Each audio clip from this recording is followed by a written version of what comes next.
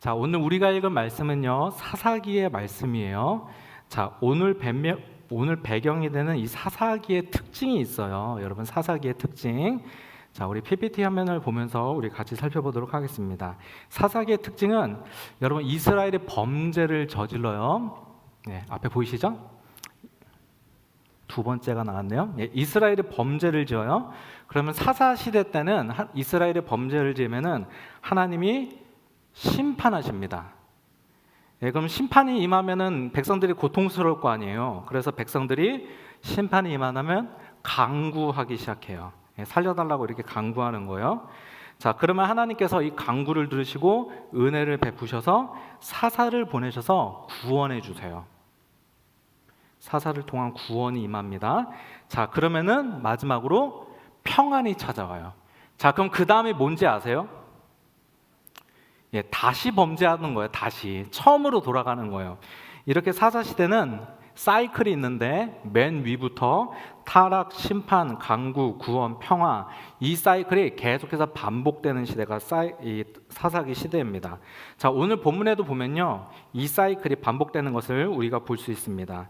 자, 오늘 우리가 읽은 본문 바로 앞에 보면은 사사 온니엘이 등장해요. 사사 온니엘을 통해 이스라엘의 평화가 찾아옵니다. 자, 그런데 평화가 찾아온 이스라엘 백성들은 다시 범죄해요. 타락해요. 그러자 하나님이 모압 왕 에글론을 일으켜서 타락한 이스라엘을 심판하십니다. 자, 오늘 보면 11절부터 12절에 보면 제가 지금 말씀드린 말씀의 내용이 잘 나와요. 제가 한번 읽어볼게요. 그 땅은 그나스의 아들 온니엘이 죽을 때까지 40년 동안 전쟁이 없이 평온하였다. 평화가 찾아왔죠? 근데 12절 말씀 보세요. 이스라엘 자손이 다시 주님께서 보시기에 악한 일을 저질렀다. 범죄했어요. 평안이 찾아오니까 범죄하는 거예요. 그들이 이렇게 주님께서 보시기에 악한 일을 저질렀기 때문에 주님께서는 모압 왕 에글론을 강적이 되게 하셔서 이스라엘을 대적하게 하셨다. 심판이 임하는 거죠. 자, 그러자 이렇게 심판이 임하자 네 번째로 백성들이 뭘 하냐? 강구해요. 하나님께 부르짖습니다. 그러자 하나님께서 이번에도 한 사사를 세우셔서 이스라엘 백성들을 구원해 주시는데 그 사사가 오늘 본문에 나오는 누구예요? 에훗이라는 사사가 오늘 본문에 등장하는 거예요. 자, 우리 15절 말씀 우리 다 같이 한번 읽어볼까요? 15절 말씀 다 같이 읽겠습니다. 시작. 이스라엘 자손이 주님께 부르짖으니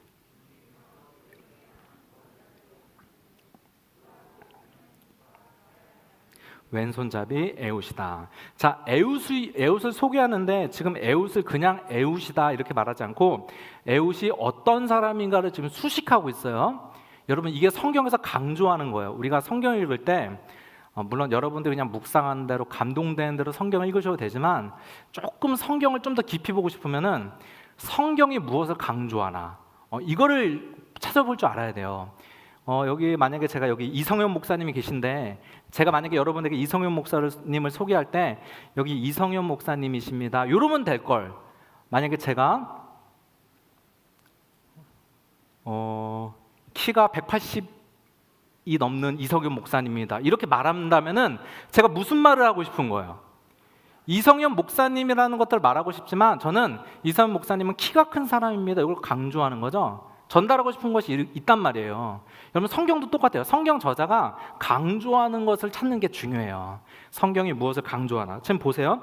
에훗이다 이렇게 말하면 될 거를 지금 에훗을 수식해 주죠. 에훗에 대한 이 정보가 중요한 거예요. 에훗이 어떤 사람이라고 수식하고 있어요? 왼손잡이라는 거예요. 왼손잡이. 자, 이 왼손잡이라는 단어를 원어로 보면요, 오른손이 묶인 자라는 뜻이 있습니다. 자, 왜 왼손잡일까요? 오른손이 묶여 있는 거예요. 그래서 이 에훗을 오른손에 장애가 있는 사람으로 보통 봐요. 그러니까 에훗은 오른손을 못 쓰는 장애인인 거예요. 그래서 왼손잡이인 거예요. 자, 그리고 에훗을 수식하는 단어가 또 하나 있어요. 어디 지파 출신이라고 지금 말하고 있어요? 베냐민 지파라고 말하고 있습니다. 여러분, 이스라엘의 12지파 중에 가장 작은 지파가 어떤 지파인 줄 아세요? 예, 베냐민 지파예요. 그러니까 베냐민 지파 에훗 이러면은 어디 출신 이런 말인데 지금 무슨 말을 하는 거예요? 가장 작은 지파 출신이야. 그리고 또 한 가지 강조하는 게 무엇이에요? 이 사람 장애인이야. 왼손잡이야. 오른손이 묶여 있는 사람의 이 말을 하는 거죠. 여러분 잘 보세요. 사사시대 때는요 왕이 없어요. 아직 왕정 시대가 아니에요. 사사기 다음에 룻기 다음에 사무엘 상하 돼서 그때 그 사울 왕이 세워지는 거예요. 왕정 시대가 그 다음에 나와요.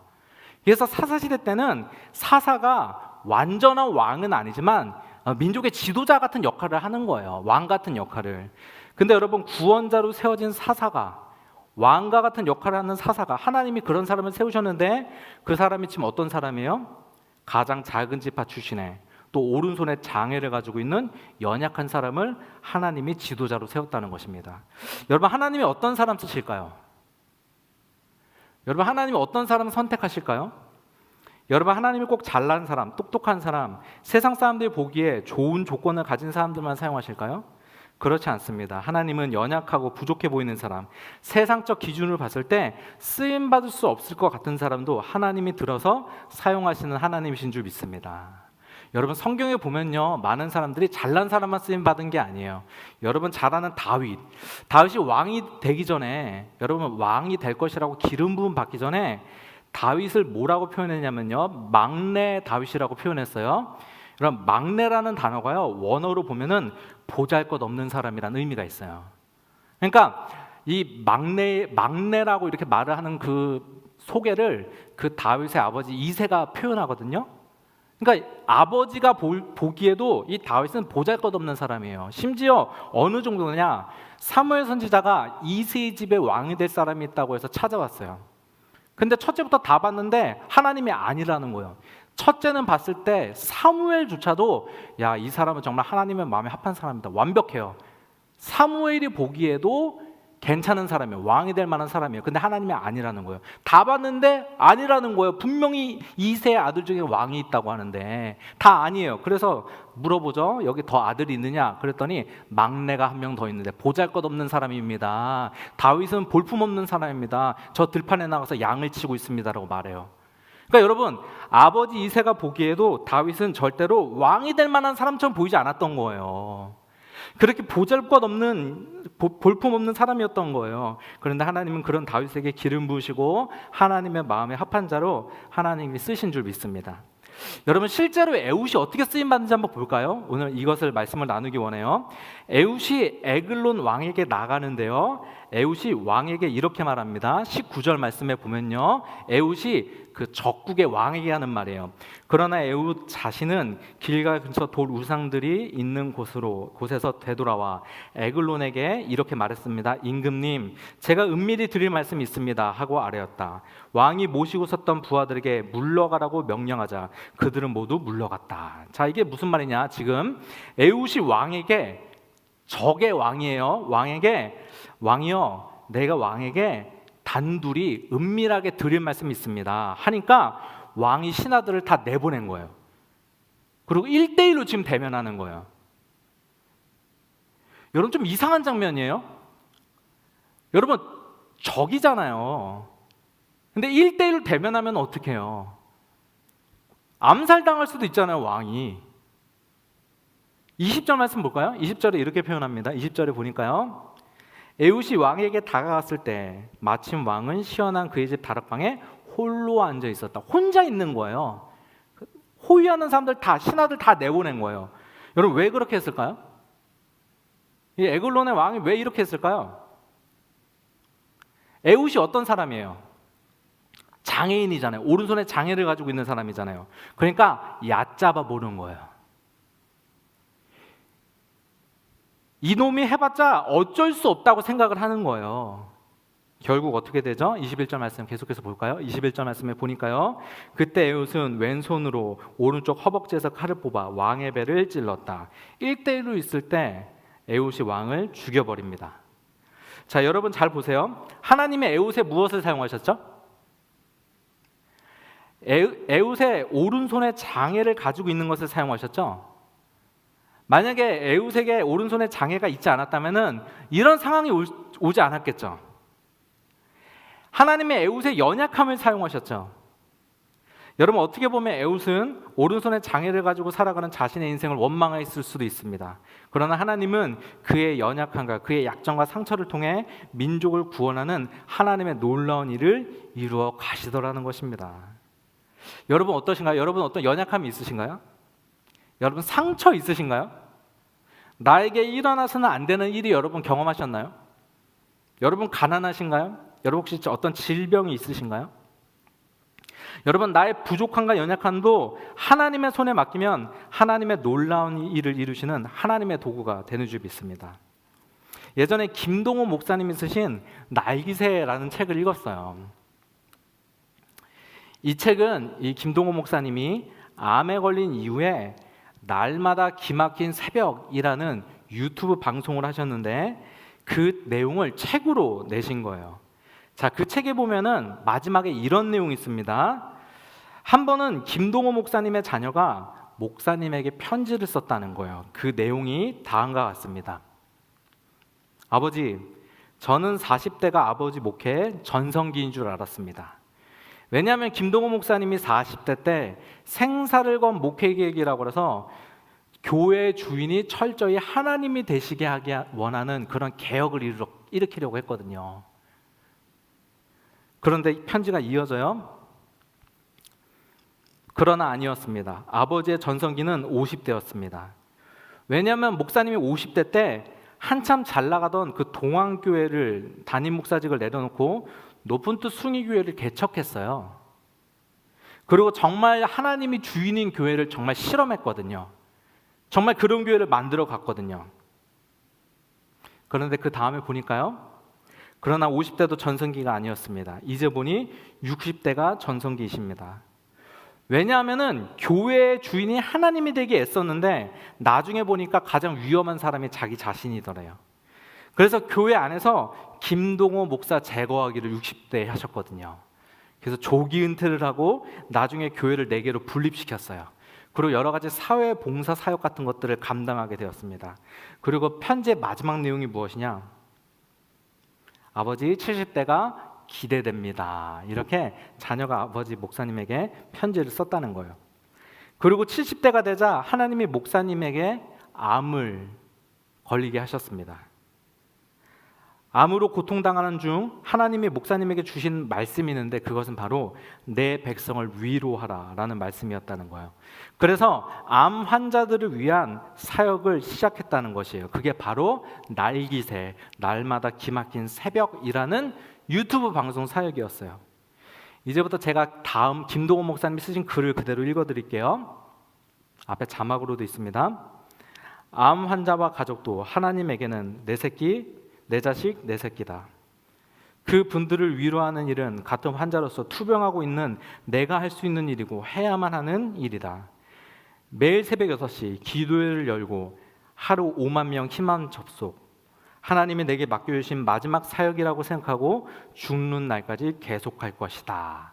요 글로 이 책이 마무리가 돼요. 여러분 70대에 암에 걸린 환자가 무엇을 할 수 있을까요?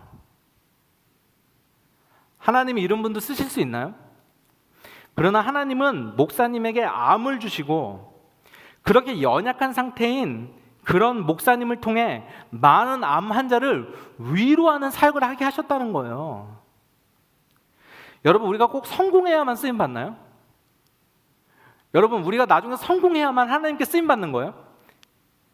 잘난 사람이 돼야만 하나님께 영광 돌릴 수 있습니까? 여러분 다르게 질문할게요. 하나님 잘난 사람만 쓰시나요? 실패하면 쓰임 받을 수 없나요? 하나님이 성공을 통해서만 일하시나요? 하나님이 나의 실패, 나의 연약함, 나의 상처는 여러분 사용하실 수 없습니까? 여러분 그런 하나님이신가요? 여러분 사도 바울이 말년에 이런 고백을 합니다. 빌립보서 1장 12절. 오늘 설교가 너무 빨리 끝날까 걱정이 되네요. 나 이거 벌써 마지막을 향해 달려가고 있는데 앞으로 길게 준비하겠습니다. 빌립보서 1장 12절에 사도 바울이 이렇게 고백해요. 우리 다 같이 한번 읽어볼까요? 다 같이 읽겠습니다. 시작. 형제자매 여러분, 내게 일어난 일이 도리어 복음을 전파하는데 도움을 준 사실을 여러분이 알아주시기를 바랍니다. 자, 지금 사도 바울이 빌립보 교회에 쓴 편지인데 빌립보 교회에게 뭐라고 말해요? 자기에게 무슨 일이 일어났어요. 그래서 사도 바울이 지금 뭐라고 그래요? 형제자매 여러분, 빌립보 교회 여러분, 내게 일어난 일이 있는데 이 일이 어떻게 됐대요? 도리어 복음 전파하는데 도움을 줬다는 거예요. 자, 여기서 내게 일어난 일이 무슨 일인지 아세요? 자, 요거 알면 좀 수준 있는 사람. 무슨 일일까요? 사도 바울이 감옥에 갇힌 일을 말하는 거예요. 이 빌립보서는 옥중서신이에요. 감옥에서 쓴 편지예요. 그래서 사도 바울이 감옥에서 밖에 있는 성도들 향해 쓰는 거예요. 여러분 잘 보세요. 누군가가 복음을 전했어요. 전한 복음을 듣고 우리가 예수님 믿었어요. 그래서 교회가 됐어요. 근데 조금 시간 지나서 우리한테 복음 전한 사람이 감옥에 갔어요. 여러분 그 복음 신뢰할 수 있어요, 없어요? 좀 이상하잖아요. 복음을 전한 사람이 감옥에 갇혔으니 이거 하나님 살아계신 거 맞아 이 생각할 수 있잖아요, 여러분. 근데 사도 바울이 지금 뭐라고 그러는 거예요? 내가 감옥에 갇혔다. 그런데 잘 생각해봐라. 내가 겪은 내게 일어난 일이 복음 전파에 도움이 됐다, 진전이 됐다는 거예요. 여러분 감옥에 갇혔는데 어떻게 복음 전파에 진전이 됩니까? 여러분 감옥에 갇힌 일이 어떻게 하나님이 일하실 수 있는 일이에요? 빌립보서 1장 14절과 15절 말씀 계속해서 볼까요? 14절에 사도 바울이 이렇게 말합니다. 주님 안에 있는 형제자매 가운데서 많은 사람들이, 자, 예수 믿는 사람들 중에 많은 사람들이 내가 갇혀 있음으로, 감옥에 갇혀 있음으로 말미암아 더 확신을 얻어서 하나님의 말씀을 겁없이 더욱 담대하게 전하게 되었습니다라는 거예요. 사도 바울이 감옥에 딱 갇히니까 사람들이 어떤 생각을 했어요? 사도 바울이 감옥에 갇혔으니 이제 더 이상 복음 전할 사람이 없네. 내가 전해야겠다라고 사람들이 복음을 전하기 시작한 거예요. 어떤 말씀인지 이해가요? 근데 복음을 어떻게 전했냐? 15절 말씀 보세요. 어떤 사람들은 시기하고 다투면서 그리스도를 전하고, 어떤 사람들은 시기하는 마음, 나도 바울처럼 유명해져 보자, 나도 한번 떠보자라는 마음으로, 다투고 시기하는 마음으로 복음 전하는 사람이 있는 거예요. 그리고 어떤 사람들은 좋은 뜻으로 전합니다. 어떤 사람은 정말 순수한 마음으로 복음을 전하는 거예요. 이 다음 말씀이 제가 준비하지 않는데 어떤 말씀이냐? 사도 바울이 이렇게 고백해요. 어떤 방식으로든 어떤 형태로 전하든 전파되는 것은 그리스도니 자기는 감사하다고 고백을 한단 말이에요. 여러분 하나님이 지금 어떻게 일하시는 거예요? 사도 바울이 감옥에 가는 일을 통해서도 하나님이 그것을 통해서도 일하시더라는 거예요. 여러분에게 어떠한 일이 일어났어요? 나에게 안 좋은 일이라고 생각을 해요? 여러분, 여러분에게 일어난 그 일이 안 좋은 일이라고 그걸 감히 여러분이 어떻게 판단할 수 있어요? 그걸 누가 판단해요? 여러분 안 좋은 일이라고 여러분이 판단할 수 있어요? 하나님이 허락하신 일일 수도 있는데요. 안 좋은 일을 통해서도 하나님이 일하신다니까요. 여러분 하나님을 더 크게 보셔야 돼요. 여러분들이 생각하는 방법대로 하나님이 일하십니까? 내가 생각하는 방법대로 일하셔야 하나님이 일하시는 거예요? 내가 생각하는 방법과 다르면 하나님이 일하시는 거 아니에요? 하나님 응답하시는 게 아니에요? 여러분 그렇잖아요. 하나님은 우리 생각보다 더 크세요. 내가 일하는 방식대로 일하시지 않으셔도 하나님은 일하시는 분이세요. 우리가 생각하기엔 절망과 땅끝에서도 하나님 역사하시는 분이세요. 여러분 이스라엘 백성들 출애굽했어요. 출애굽해서 하나님 인도하심을 받아서 가게 된 곳이 어디예요? 홍해 바다 앞이에요. 여러분 홍해로 가면 안 됩니다. 막다른 길이에요. 막다른 길. 뒤에는 애국 군대가 쫓아와요. 앞에는 홍해 바다가 있어요. 갈 길이 막혔어요. 그래서 백성들이 어떻게 했죠? 백성들이 원망하기 시작했어요. 우리를 왜 이곳을 이끌어서 죽이냐라고 막 원망하기 시작했어요. 여러분 그렇게 되면 안 되잖아요. 근데 하나님 어떻게 하셨어요? 홍해를 가르셨잖아요. 근데 여러분 잘 보세요. 길로 가면 도망갈 것 같죠? 홍해 앞으로 가면 죽을 것 같죠? 근데 여러분 잘 보세요. 여기 홍해인데 이스라엘 백성들이 홍해에 들어가서 갈라진 홍해를 건넜어요. 근데 뒤에서 따라오던 애국 군대가, 전차 부대가 쫓아 들어왔어요. 이스라엘 백성이 홍해를 나가자마자 홍해가 닫혔어요. 그래서 따라오던 군대를 어떻게 했어요? 홍해 바다에 수장시켰어요. 여러분 길로 도망갔잖아요. 결국 잡혀 죽습니다. 결국 잡혔을 거예요. 근데 하나님 왜 홍해로 인도하신 거예요? 왜 막다른 길로 인도하신 이유가 뭐예요? 쫓아오는 애국 군대를 완전히 수장시키기 위함이었던 거예요. 여러분 하나님이 맞아요? 내가 맞아요? 하나님이 맞으신 거예요. 여러분 믿음이라는 것은 무엇이냐? 자, 믿음은 믿습니다. 믿습니다가 아니에요. 우리 김미경 집사님, 저한테 1,000,000원 꿔줄 수 있어요? 제가 주님의 나라를 위해서 쓰겠습니다. 꿔줄 수 있으세요? 대답 잘하세요. 1,000,000원도 못 꿔줘요? 우리 그 위에 최강모 집사님, 우리 신혼부부 속장, 어제 같이 밥도 먹었는데 저한테 1,000만 원 뺄 수 있어요, 없어요? 제가 주님의 나라를 위해서 쓸게요. 저 못 믿나요? 1,000만 원 뭐라고요? 꺼을 수 있어요? 아이고, 예. 불쌍한 인생에 제가 죄송합니다. 예.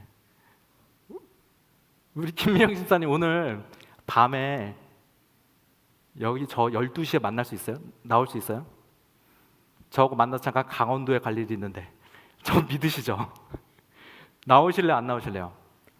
예, 못 꺼주죠. 못 나오죠. 왜 그렇죠? 왜 못 꺼줘요, 돈을? 저를 어떻게 믿고 꺼줍니까? 저를 알죠. 집사님이 저를 아는데 저의 그냥 이름을 알고 제가 목사라는 걸 아는 거지 제가 어떤 사람인지 진짜 모르잖아요. 신뢰를 못 한단 말이에요. 그렇잖아요. 기독교의 믿음은 그의 대상을 아는 거예요. 아는 만큼 믿는 거예요. 근데 안다는 게 머리로 아는 게 아니고 사실 경험한다는 거예요. 성경에서 안다는 것은 경험한다는 말이에요. 자, 우리가 왜 하나님을 신뢰하면 못 가느냐? 하나님을 몰라서 그래요. 모르니까 못 따라가는 거예요. 하나님을 신뢰하지 못하는 거예요. 이게 믿음이에요. 믿습니다, 믿습니다가 아니에요. 기독교 믿음은 아는 만큼 믿는 거예요. 그래서 하나님을 알기에 힘써야 돼요. 하나님을 경험한 만큼, 신뢰하는 만큼 내가 믿고 따라가는 거예요. 여러분, 믿음이 있다는 게 무슨 말인지 아세요? 내가 이해할 수 없는 환경 가운데 놓여요. 그래도 하나님을 바라보는 거, 이게 믿음이에요. 좀 전에 제가 속회 예배 드렸는데, 속회 예배 드리면 저는 시편 23편 말씀 나눠요. 여호와는 나의 목자시니 내게 부족함 없어라. 내게 부족함 없어요. 왜요? 주님이 나의 목자시니까. 다윗이 사실 부족함이 없는 인생이 아니었거든요. 그리고 마지막 6절에 보면 하나님이 선하시다라고 고백해요. 하나님 선하다라는 우리 믿음의 고백이 있어야 돼요. 어떤 상황 가운데서도. 이게 믿음이란 말이에요. 여러분, 어떠한 상황도, 어떠한 일도, 어떠한 나의 연약함도 하나님 손에 붙잡힐 때 하나님께서 쓰실 수 있고 하나님께서 역사하시는 그런 역사가 있는 줄 믿습니다. 자막 한번 보실게요.